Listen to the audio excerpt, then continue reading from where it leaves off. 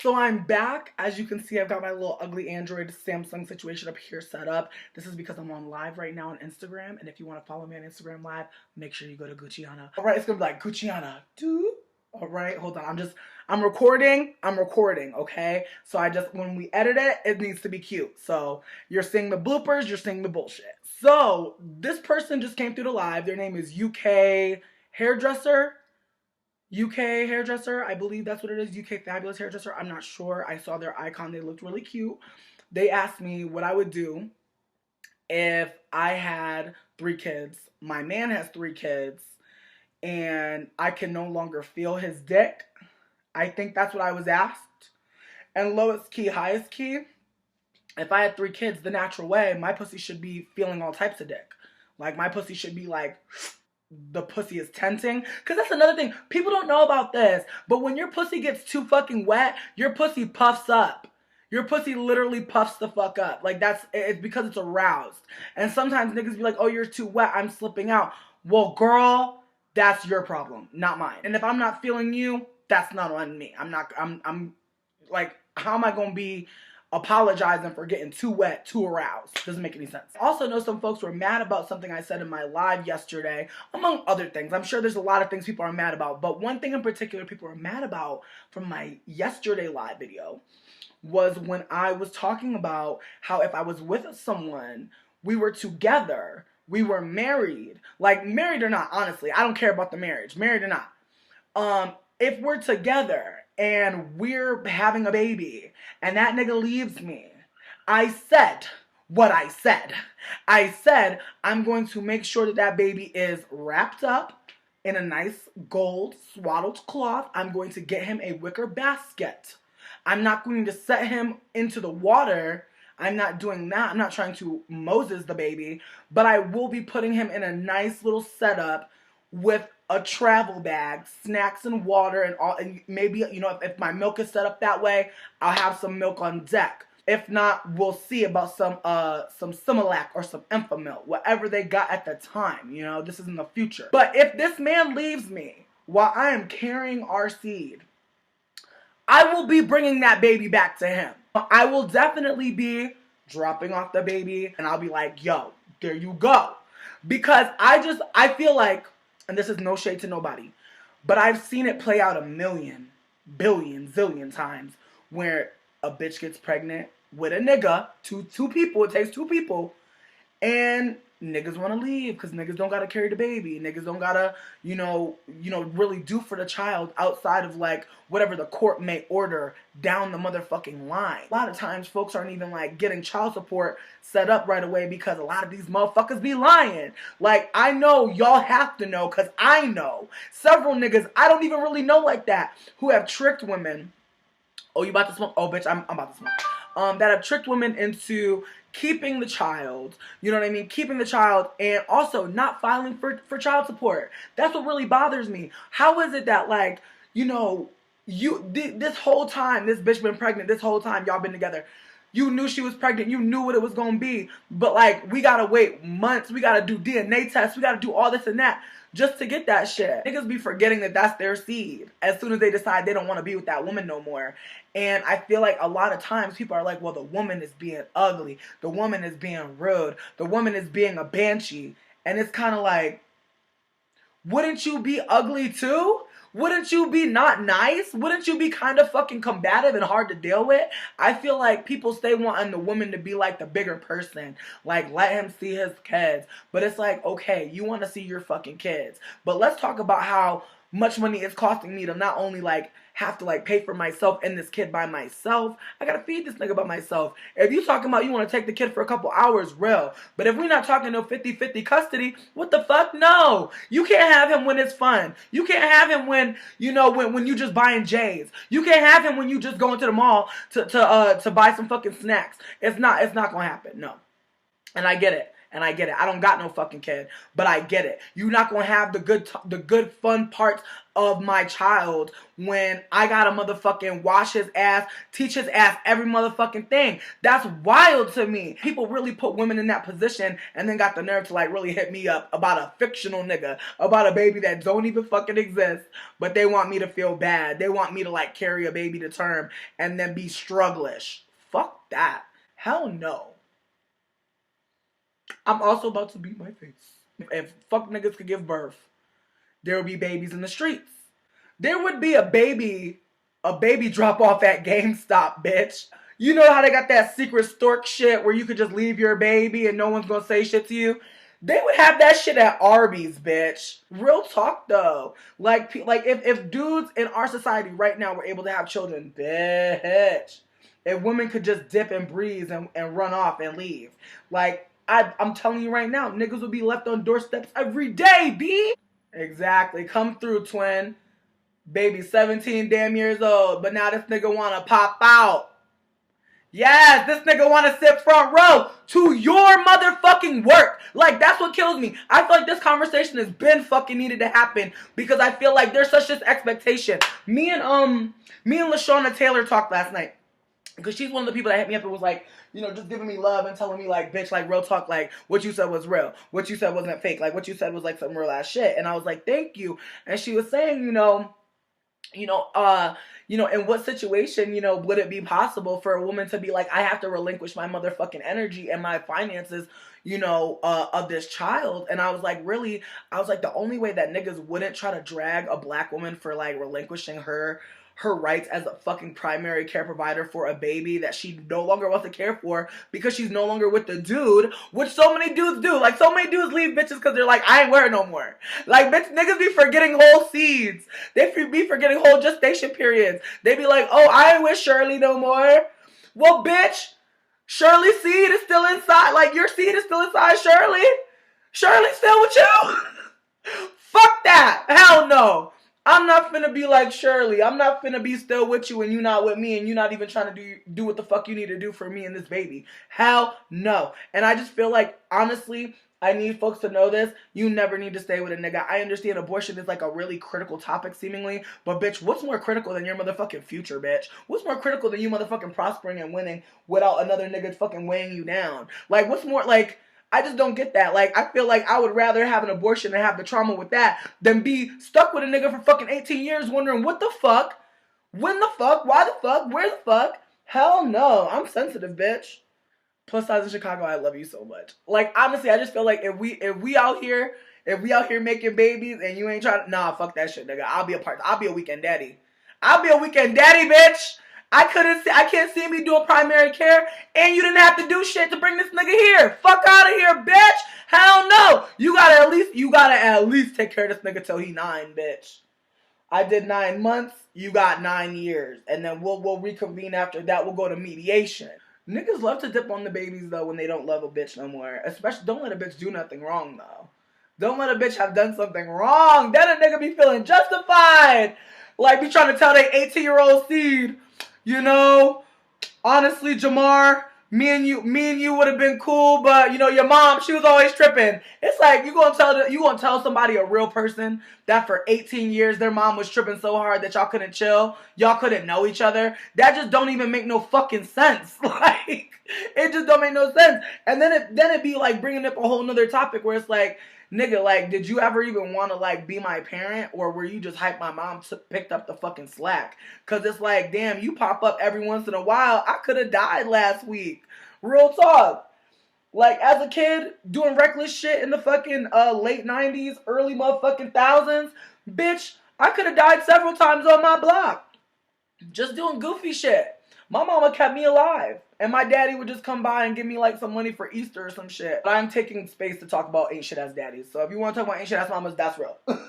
I feel you. But I'm on some shit right now where I feel like if my mama wasn't there for me, even though she wasn't all the way shit, I would be fucked up. Like, really. Like, even like the little bit that she did for me was still more than what another motherfucker would have done. Cause they didn't do it. You feel what I'm saying here? So it's like, if your mama really held you down, even if she is kind of shady and wildin', my mom's a fucking ex-crackhead, bitch. I got stories, but at the same time, as much as she was on crack, she still fed a nigga. As much as she was on crack, she still made sure a nigga had clothes. As much as she was on crack, she still made sure a nigga had lights, had hot water. So I feel like at the end of the day, it's just interesting to me how like my dad loves to shit on my mom for being an addict. But my dad didn't have no fucking addictions. He was out here living straight and narrow and still didn't have no coin for his fucking kids. I'm not that funny. I don't own any Gucci, bitch. But Gucci or not, I'm a G cause I got, bitch. She own a Gucci pussy. Thank you, Sammy Rue. Come through with the ether, bitch. I was listening to Nas earlier too, and I needed that.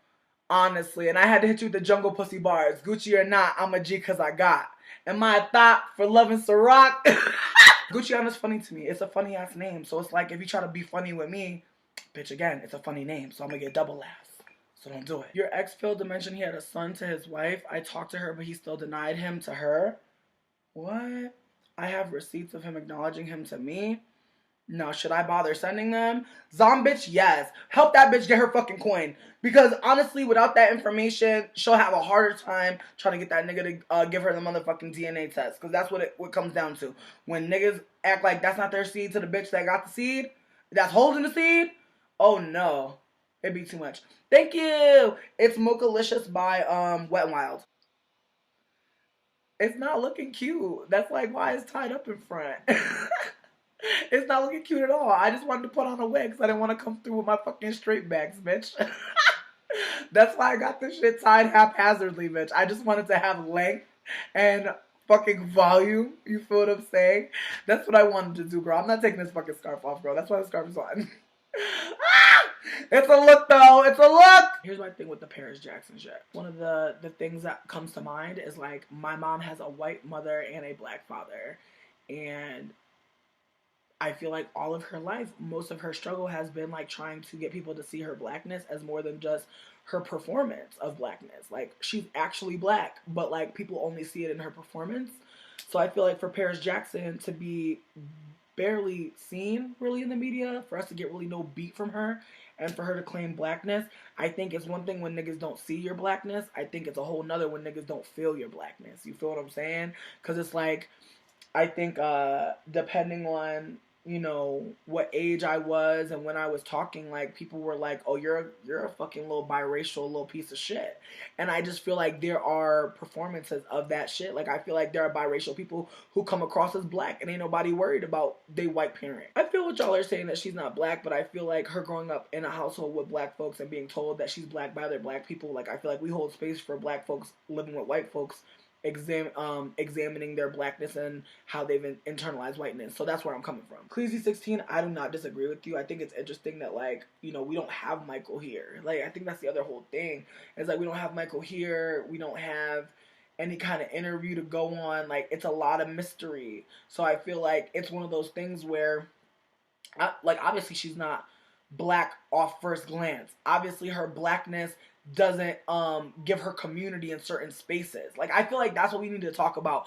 What is blackness in terms of like our community? Like where do we stand with that? Desironi, I feel like your critiques of what blackness is not what everyone's critiques are, and I think your critique is right. And that's the thing. Like we're just in such a layered world. Like the internet has brought us closer and farther apart. There's so many words. There's so much that we have. So I feel like with that being said, will Paris be invited to like BLM? Probably not. No tea. But it's not because she's not. That doesn't mean she's not black still. You know what I mean? Like someone could hold on to blackness and still not be invited to no black events. When it comes to Paris Jackson, I don't know who she chose with. I don't know who she knows. But I feel like at the end of the day, her whiteness is what's protecting her and helping her. So her wanting to be a nigga, her wanting to claim nigga-ness, I think will totally give more space to white passing people and white appearing people and white masquerading and presenting people and performing people.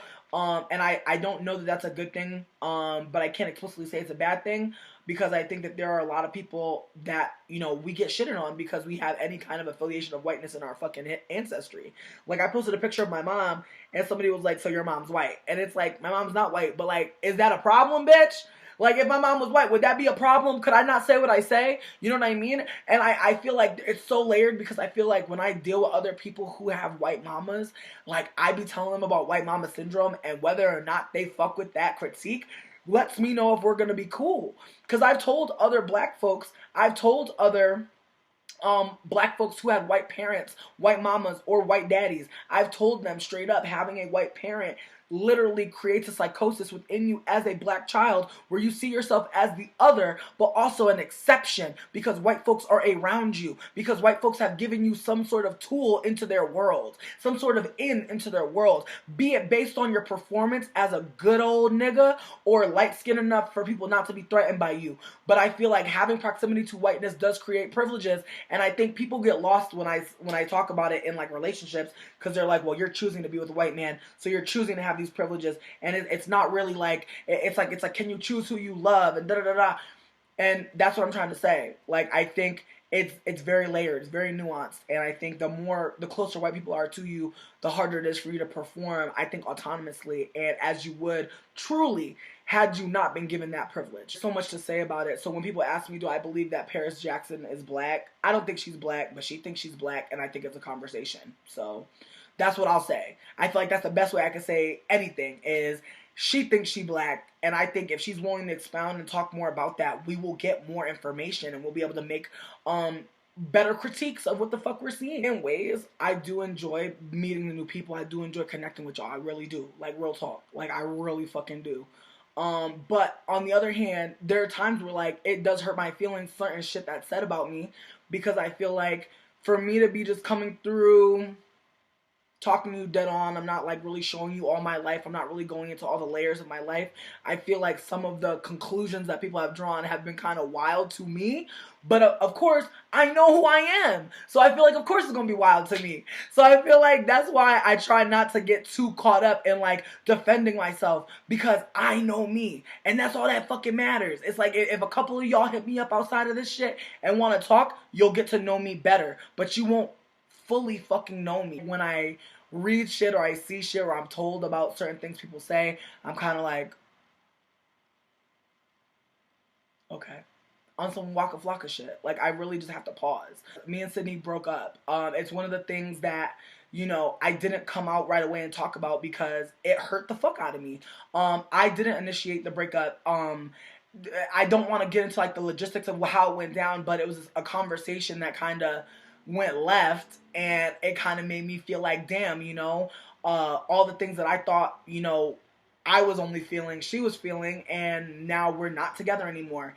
And obviously when you break up with somebody, you don't talk about how it's going to be or what it's going to look like, and I feel like I got so consumed with like how I was going to look, or how we were going to like move forward, and what people are going to say about me, what people are going to think about me, because I couldn't make our relationship work, or as if it was all on me. Like, I think I just felt so crazy that I just never spoke about it. Then when I finally did speak about it, I was bitter as fuck, because I was like lonely, and I was like feeling fucked up.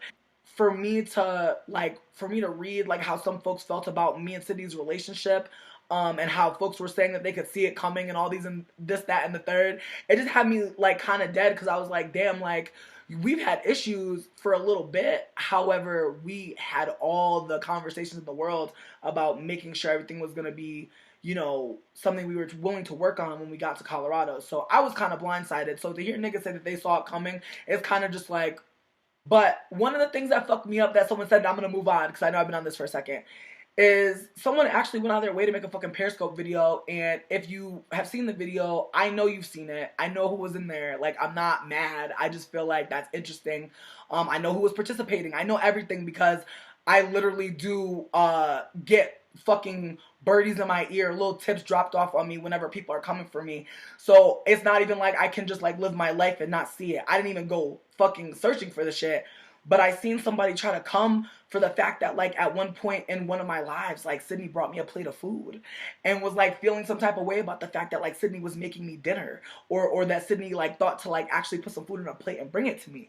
And it really fucked me up, because it's like, damn, how many of y'all are fat like me, have gone through trauma like me, have been in relationships with niggas that would rather you cook, would rather you serve them a plate. So for me to be in a relationship where my partner is not only wanting to cook for me, but also want to serve me, that shit made me feel good. And she knew it made me feel good, and so that's why she did that shit. So it kind of fucked me up that folks were trying to make it seem like, you know, I'm just some like ungrateful ass nigga just like waiting around for a nigga to cook for me, when I eat very well. I know how to cook for myself. Like if you've been following me for a minute, you know I've had several cooking jobs. I've done cooking videos. A nigga knows how to cook. Okay, I've always known how to cook before Sydney, after Sydney. So it kind of fucked me up that folks were like, damn, like we're feeling like I didn't deserve that kind of love, or I didn't deserve that gesture of kindness. So it was just kind of like funny to me, like how people had so much to say about our relationship and how I must be ungrateful or a piece of shit. And I feel like the thing that hurt me was that someone actually went so far as to say that because Sydney came from a quote unquote good family, that like that she was better than me or something like that, or that like we were never gonna be on the same page because we came from different fucking families. If you've been following me for a minute, I think y'all all know like I've been through some really crazy shit. I've been through some wild ass relationships. I've been through trauma with my family. I've been through trauma with a lot of people. And I feel like I definitely try to hold myself accountable. Maybe not always when people want me to. But I definitely do realize when shit was me, when shit was my own doing. So I feel like it kind of fucked me up that folks tried to make it seem like because I come from a fucking foster care background and my family wasn't able to support me in the ways that I needed support because I was a fucking child, that somehow puts a mark on me to not be worthy enough to be in a relationship with someone who has their family in their life. And I'm not going to go in on whether or not Sydney comes from a good family, but I'm going to say that there are ways to love people outside of like providing a home.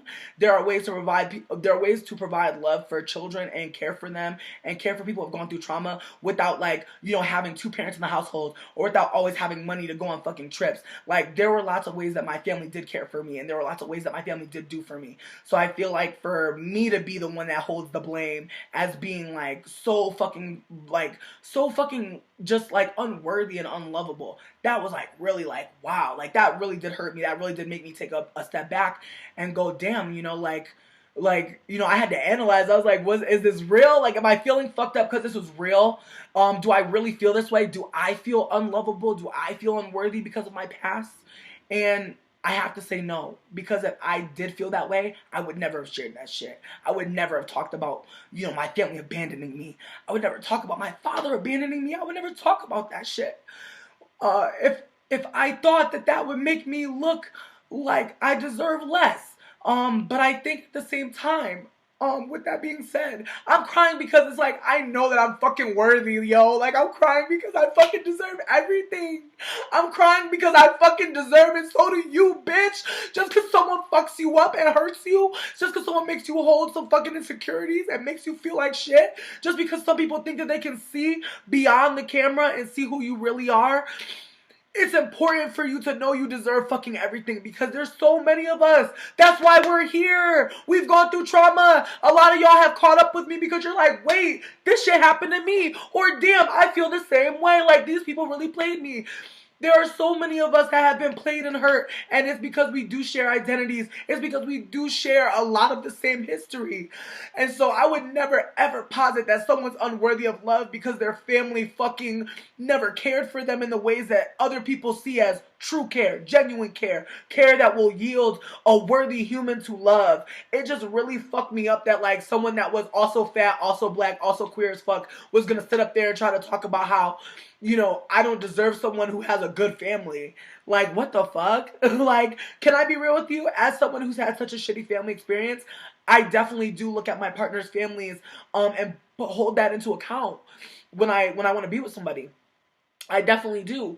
I definitely do, like, you know, want to find someone who has a stable family structure, someone that will love me too, someone that will care for me too. And I don't think there's anything wrong with that. I feel like that's okay. I'm looking for people who already have a family that want to bring me in too. And if that can't happen, that's real. And as y'all know, as I said before, me and Sydney's family, we did have a falling out. Shit did go left. I'm not going to say that I'm perfect, but when shit went left as a child, as someone who in this dynamic is younger, I literally kind of just humbled myself and just stayed the fuck away. So I feel like by staying the fuck away and not being willing to open myself up to being hurt by people that were not my family after I've already cut off my real family, it just didn't make sense to me. So I feel like the only thing that I feel like my history has really affected in this relationship was my ability to be vulnerable with another person, which, you know, that's a big thing.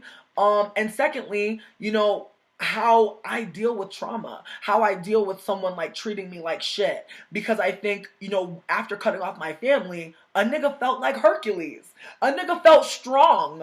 A nigga felt like, I don't need y'all because y'all have never done nothing for me. So I just can't be with somebody and give their family my 100%, my love, my light, if I'm not getting that shit back. And I'm not going to say that right off the bat. I'm going to be warm and but I am going to show respect and love, and I feel like that's what I fucking did. At this point, me and Sydney's mom, we're in a better place. She bought me a fucking scarf. She got me a set of pajamas. I think in ways she wants to believe that, you know, we can move on and we could be cool. And I also think that because me and Sydney aren't together, like, she feels a little bit better about being nice to me, because I really just don't think that, like, she really actually saw me as a real person in Sydney's life. And in ways, I don't want to say that Sydney didn't see me like that either, but I do think that there were ways that, like, me and Sydney just didn't relate that were red flags, you know, for both of us. But we still, I think at the end of the day, like, cared about each other. Like, we cared about each other as people. It was deeper than the relationship. You feel what I'm saying? It was deeper than so many things. But I think at the end of the day, I'm just grateful as fuck that she's still in my corner. I'm grateful that, like, even though when I was, like, going through, like, my manic ass, like, oh my God, we're not together. Oh my God, what does that mean? Who am I? What is my next step? Like, when I was having all these flippant feelings and desires, it really fucked me up. You know what I mean? To, like, want to come here and talk to y'all. Because, like, as I said, I was just feeling like, damn, like, what does this mean? You know? And, like, she still held me. She's still here. She still fucks with me. She still holds space for me. We still hug. You know what I mean? We're still on touch terms. Like, we still, you know, high five. We still ride in the car and go on blunt rides. We still go on dates. You know what I mean? We went to the fucking tea factory. We wasn't together when we went to go to the fucking tea tour in Boulder. We were not together. And we still were like, let's do this because it's going to be fun for us. Because that's important. I feel like this relationship has taught me that no matter what the fuck is going on, if you love that person, like, if you really love them, you will try and renegotiate the terms of this relationship and figure it the fuck out. So right now, we're in a space where we're talking about getting a dog and co-parenting a dog. We're talking about going camping when the snow thaws. We're talking about a lot of beautiful fucking things, you know? And so I appreciate that shit. I appreciate that, like, I get that. I'm not explaining myself anymore. I'm just letting y'all know, like, me and Sid are Gucci. This shit about to cut off. I'm about to come back, though. I'm about to roll up again. I'm about to come back. But I'm going to give y'all a second to just, you know, tap your neighbor, let your friends know. Like, we having real talks in the fucking chat today. Let's get it, okay? I love you guys. Come back, okay? 10 minutes. Go get your snacks. Go get your drink. Go get your people. I'll be back. It looked really cute. They asked me what I would do if I had 3 kids. My man has 3 kids. And I can no longer feel his dick. I think that's what I was asked. And lowest key, highest key, if I had 3 kids the natural way, my pussy should be feeling all types of dick. Like, my pussy should be like, the pussy is tenting. Because that's another thing. People don't know about this. But when your pussy gets too fucking wet, your pussy puffs up. Your pussy literally puffs the fuck up. Like, it's because... Hello. So I'm back. As you can see, I've got my little ugly Android Samsung situation up here set up. This is because I'm on live right now on Instagram. And if you want to follow me on Instagram live, make sure you go to Gucciana. All right, it's going to be like Gucciana. All right, hold on. I'm recording, okay? So when we edit it, it needs to be cute. So you're seeing the bloopers, you're seeing the bullshit. So this person just came through the live. Their name is UK Hairdresser. I believe that's what it is. UK Fabulous Hairdresser. I'm not sure. I saw their icon. They married. Like, married or not, honestly. I don't care about the marriage. Married or not. If we're together and we're having a baby and that nigga leaves me, I said what I said. I said I'm going to make sure that baby is wrapped up in a nice gold swaddled cloth. I'm going to get him a wicker basket. I'm not going to set him into the water. I'm not doing that. I'm not trying to Moses the baby. But I will be putting him in a nice little setup with a travel bag, snacks and water, and all, and maybe, you know, if my milk is set up that way, I'll have some milk on deck. If not, we'll see about some Similac or some Enfamil, whatever they got at the time. You know, this is in the future. But if this man leaves me while I am carrying our seed, I will be bringing that baby back to him. I will definitely be dropping off the baby, and I'll be like, yo, there you go. Because I feel like, and this is no shade to nobody, but I've seen it play out a million. It's aroused. And sometimes niggas be like, oh, you're too wet, I'm slipping out. Well, girl, that's your problem, not mine. And if I'm not feeling you, that's not on me. I'm like, how am I going to be apologizing for getting too wet, too aroused? Doesn't make any sense. I also know some folks were mad about something I said in my live yesterday, among other things. I'm sure there's a lot of things people are mad about, but one thing in particular people are mad about from my yesterday live video was when I was talking about how if I was with someone, we were together, we were married,